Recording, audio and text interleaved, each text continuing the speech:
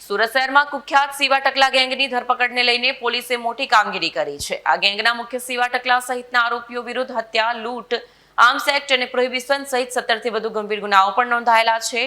પોલીસે આરોપીઓ વિરુદ્ધ Gujarat control of organised crime act હેઠળ કાર્યવાહી કરી છે।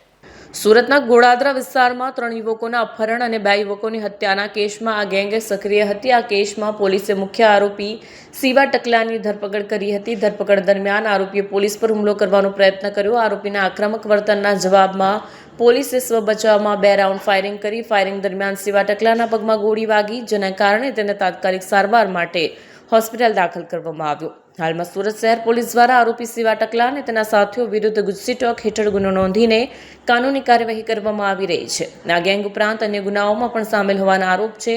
પોલીસના અધિકારીઓએ જણાવ્યું હતું કે આ ગેંગની ધરપકડથી શહેરમાં ગુનાઓ પર અંકુશ રાખવામાં મદદ મળશે અને લોકોની સુરક્ષા સુનિશ્ચિત થશે। આ કેસમાં આગળ તપાસ ચાલુ છે।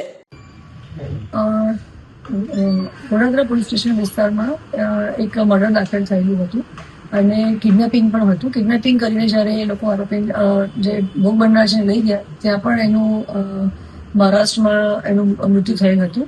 આ રીતે જે શિવા નલની યાદવ કરીને જે આરોપી છે એને પોતાની આખી ગેંગ રચી અને અગાઉ પણ એણે મર્ડર અને એટેમ્પ ટુ મર્ડરના ગુનાઓ એના પર દાખલ થયેલા છે। એ પાસામાં દિવાળી પર જ છૂટીને આવેલો હતો અને ફરી પાછું એણે થોડા સમય અગાઉ વડોદરામાં આ જ પ્રકારે મર્ડર કરેલ છે અને એની પોતાની ગુનાહિત પ્રવૃત્તિ એણે આચરેલ છે। એ સંદર્ભમાં જ વડોદરા પોલીસ સ્ટેશનમાં મર્ડરનો પણ ગુનો દાખલ થયો છે। એને જ્યારે અટક કરી અને જ્યારે હ્યુમન સોર્સિસથી અને જે અમારી પાસે ટેકનિકલ સર્વેલન્સ અમારું ચાલુ હતું, એમાં ખ્યાલ આવ્યો કે એ દિલ્હીથી ટ્રેનમાં બેસી અને અમદાવાદ આવી રહ્યો છે એની ગર્લફ્રેન્ડને મળવા માટે। ત્યારે અમે એને ત્યાંથી કેચ કરી અને જ્યારે પરત સુરત પોલીસ સ્ટેશન વિસ્તારમાં લાવતા હતા ત્યારે એણે પોતાની તબિયત થોડી ખરાબ છે એવું નાટક કરી અને વોશરૂમ જવાના અને વોમિટ થઈ રહી છે એમ કહેવાથી જ્યારે રસ્તામાં ગાડી ઊભી રાખી તો ત્યાંથી ભાગવાનો પ્રયત્ન કર્યો એણે અને જે ડિસ્ટર્બ પીએસઆઈ છે એમની પણ ગન ખોચવી અને ઝપાઝપી કરી અને એને ભાગી જવું હતું।